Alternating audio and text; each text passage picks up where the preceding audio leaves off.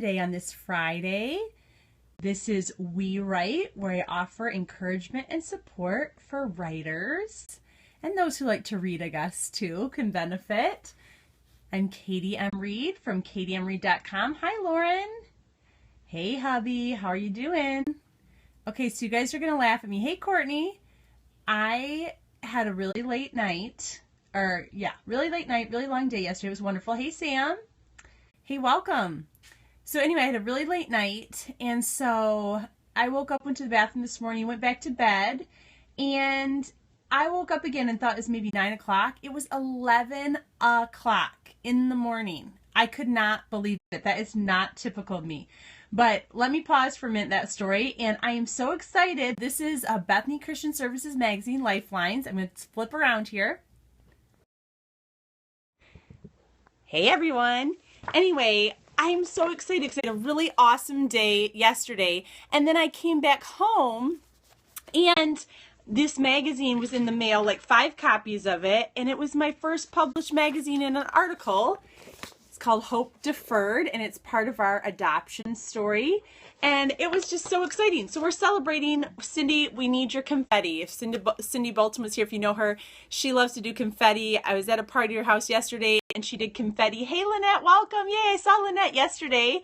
If you're not following Lynette, you really should be. She's my God-sized dream sister, and she's also a speaker if you're looking for a speaker for your event. But anyway, it was so exciting. Thanks for the confetti, hubby. Oh, yay, you guys are awesome. Virtual confetti, I love it, and there's no mess. You should have seen Cindy's floor. It was messy. I felt bad. I should have offered to sweep it up for her, but it was lots of fun. She had a confetti wand. So we might have to try that on New Year's, but I might do it like, I don't know, outside or something like that. So anyway, so we're celebrating today. It was so exciting to be published in a magazine. And actually, it was an old blog post I had done in the midst of our adoption journey that they wanted to use. And obviously, you know, adoption is close to our heart. And so it was just a very exciting time. So how many of you sometimes struggle when you have good news and you're sometimes like not embarrassed about it, but you just don't want people to be like, oh, look, yay for them, sad for me, or whatever.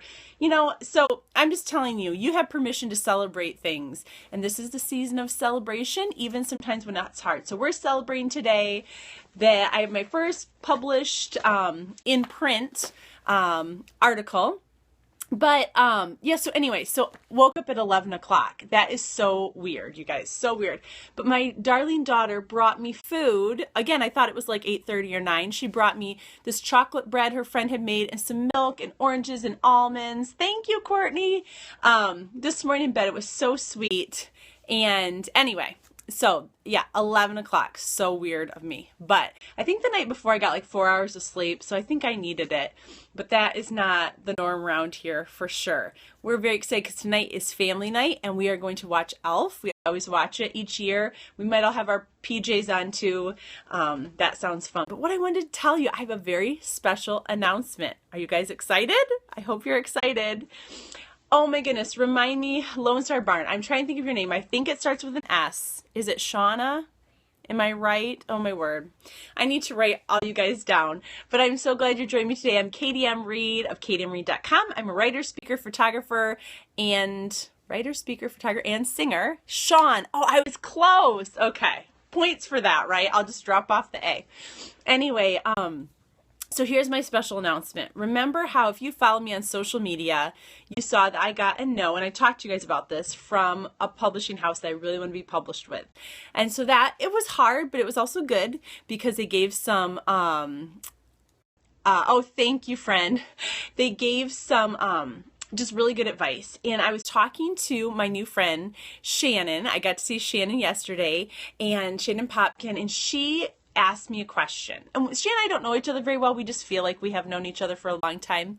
And she said, you know, what is God telling you? And I think maybe I shared this, you know, not what the experts are saying, not what the editors are saying, not even what your friends are saying. What is God telling you? And so I'm so excited to share what I feel like he's telling me. And, you know, so I've been working on this Christian living book about being wound up, and I still want to do that. I absolutely want to see that published. I feel like God wants to help set me and others free through it. However, I've gotten a couple no's from publishers, and I'm really waiting to find just the right agent who can help me get my proposal even better and then pitch again to publishers after that. So that I'm still praying for the right agent. But the exciting news is when I first started this journey of writing a book was on my bucket list. It always has been. I didn't know necessarily what book it would be, but I always knew I wanted to write a book. So when I started this journey in 2014, I actually had read Surprised by Motherhood by Lisa Jo Baker. You guys have to read that book. So good. But anyway, so I had read that book and I was so inspired. I loved the way Lisa wrote, and it's her story with motherhood. And so I was inspired to start writing my story. Isn't it a great book, Sam? Just love it. So I was inspired to write my story because I'm like, if she can be brave and write her story, surely I can be brave and write my story. And so I had started a memoir about being tightly wound, and it's just kind of my memorial stones from my life about issues I've had with control. And when you're trying to get a book published, memoirs are not usually the way to go unless you are very famous or you have a crazy dramatic story. So those are neither true of me. And so, but anyway, so I felt like what God was saying is you need to write your story because every story is unique. And, family, friends, loved ones, there may be some person out there that will benefit from it. It might not ever be on the shelves of Barnes and Noble. It might never be on a best-selling list, but I want to be faithful. And, God has told me to do this a couple times. Does anyone get diverted? Raise your hand. If, God tells you something and then you kind of get distracted and then you keep going back to it. Well, that's what happened to me. And God used my friend Shannon to ask me a question. And she said yesterday, she goes, I felt very strongly God wanted me to ask you that question. I'll probably get choked up. Anyway, so what I'm going to do, raise hand. Love that emoji. Thanks, Sean. So anyway, so I am working on my memoir. I already had like 20,000 words done, and my goal is to finish it by around April, mid-April, April-ish, and before the baby comes, and I hopefully will be able to pay to get it professionally edited. And maybe I'm trying to be careful not to jump the gun because I'm a jump the gunner, if that's a phrase. Hubby can attest to that. I like to run way ahead and plan everything, and it doesn't always work, like I want it to. My type A, tightly woundness, likes to do that. But I'm really hoping I might be able to self-publish this book. And so I'm not exactly sure.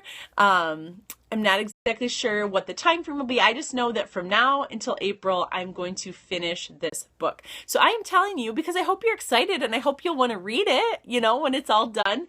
But also, if you would just be praying for me as I do this, that you would hold me accountable so you can, check in where I'm on Periscope being, hey, how's that book coming? So I'm just so excited about it. I feel a peace about it. And you know what? It was funny because I've written lots of different parts of books and that kind of thing. And I went back and I had actually written an introduction to this memoir. And it said, this book may never be on the shelves of a big bookstore, but it's my story and I'm committed to telling it. And I thought about that verse in Revelation that says, they overcame him, the enemy, the devil, by the blood of the Lamb, which is Jesus' sacrifice for us, and the word of their testimony. So I want to encourage you today for this edition of We Write. What is your testimony? What is your story? What is an issue in your life? Maybe it's chronic illness. Maybe it's loss. Maybe it's you've moved a ton. Maybe it's you're single. Maybe it's you have a huge family. I mean, whatever your unique part of your story is, other people can benefit from that. And why not tell it? You might just write it in your diary and people read it later someday. You might get it self-published. You might put pieces of it on your blog, but it's your story and your story is unique. And sometimes I know yesterday at the writing speaker gathering we had, there was two ladies that said they had a similar story and they even had the same business cards. It was crazy. But even if their story is similar, it's not the same because they are two unique people.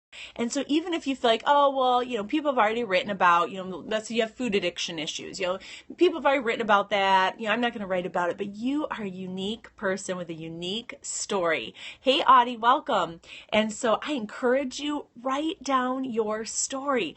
Give it to someone as a gift. I know it will make a difference. And so I'm giving myself, hey, Audie, wish I could have seen you yesterday. So I'm committed to finishing this book, and my prayer is that it will bind up the brokenhearted, release the prisoners from darkness, and draw people to the Lord and help them unwind in his presence. So will you join me in that prayer and just accountability to get this done, and that, baby doesn't come before it's finished. It's good accountability for me to be done because I don't want to, go overdo if possible. So I'm just feeling really good about it. And thank God for friends that are really willing to ask us the hard questions. You need to have, when you're writing or you're speaking, surround yourself with people that are grounded. Hey, Lynn, welcome, friend. Surround yourself with people that are grounded, that are like-minded. Thank you. I appreciate that, Lynette.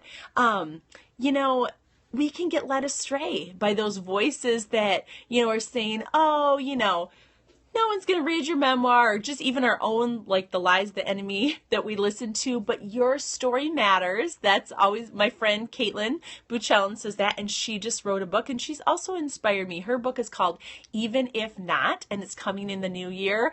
I'm a part of her launch team for that, but when I read Caitlin's story too, I'm like, you know what? If she can write her story, surely I can write my story. And so I encourage you, write down your story. It's your legacy, and it's not going to be perfect. None of our stories is. They're messy, but that's what people can relate to. So I'm so excited and I feel a peace about pursuing, finishing this memoir, and I will keep you updated if we do self-publish and that kind of thing. But I appreciate your prayer support and your encouragement, and keep writing. Celebrate those milestones. Look back and say, hey, if you wrote 5 blog posts today or this year and you wrote 2 last year, celebrate that you wrote more this year than last year. It doesn't have to be something huge, but celebrate those small steps and don't give up. One more story before we go. There was a lady yesterday at Cindy's house named Allison, and Allison was, telling the story about how